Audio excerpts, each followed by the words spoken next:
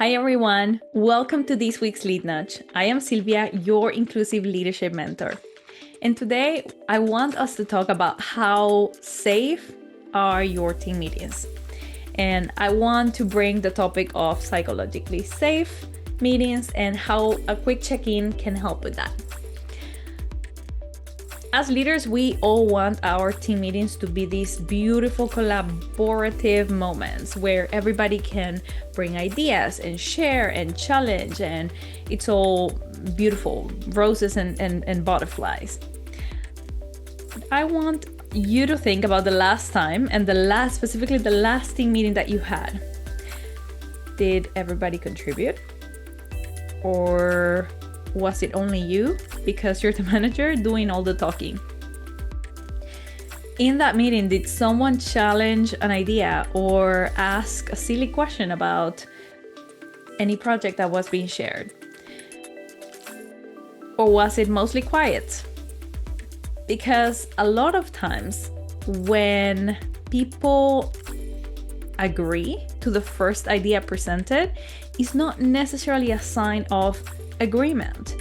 That silence might be a sign that people don't feel safe enough to speak up and actually bring a different perspective or a challenging thought.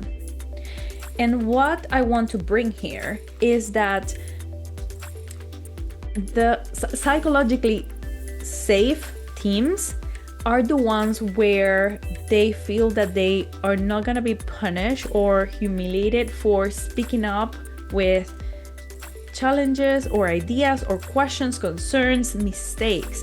Is actually the foundation for high-performing teams. And how do we measure that? Because that's quite hard to measure.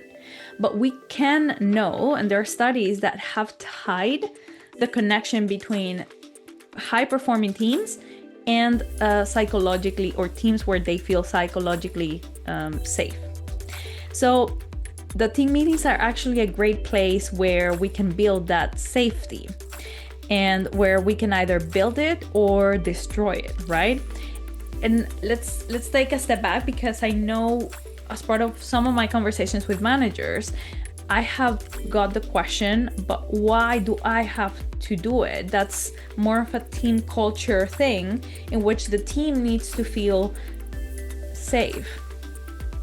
No. Challenging thought, no. As a leader, you are the chief architect of this safety. You're responsible to building that safety for your team. Your actions and the way that you invite different contributions can either bring up that safety or take it down. And the reality is that innovation doesn't happen in a room when people are afraid to be wrong. Innovation happens when people make mistakes and when people are wanting to take the space to fail again and again until they succeed. So for this week, your actionable step, I challenge you to become a more safe facilitator, or to bring that nuance of psychological safety in your next team meeting. I want you to model and encourage that vulnerability. So it all sounds very fluffy, but let me make it tangible for you. I have a couple steps that you can take.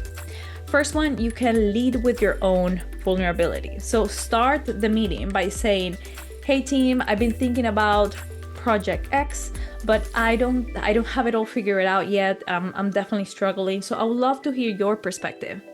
That would encourage people to feel that their ideas are still relevant, and relevance is very important in our workplaces. So that will encourage people to share their thoughts. Second idea is to actively invite for people to dissent or to disagree, right? So after an idea is presented, doesn't matter by who, ask the team, what are the potential downsides of this idea, of this approach? What could go wrong with this? I love this idea, but let's just think what can go wrong. I call it the devil's advocate practice. And the third one is respond with gratitude. When someone shares a dissenting view, so when someone disagrees or shares their challenge, say thank you. Thank you for raising that point. That's a really important perspective for us to consider, right? Or thank you very much for sharing that challenging thought. I wouldn't have thought so. This small move actually, even if it's just a thank you, it signals the rest of the team that their voices are welcome and that it's important for them to be sharing whenever they do not agree, because it will allow us to avoid groupthink. Remember to lead as you are, with courage, inclusion, and heart, you all.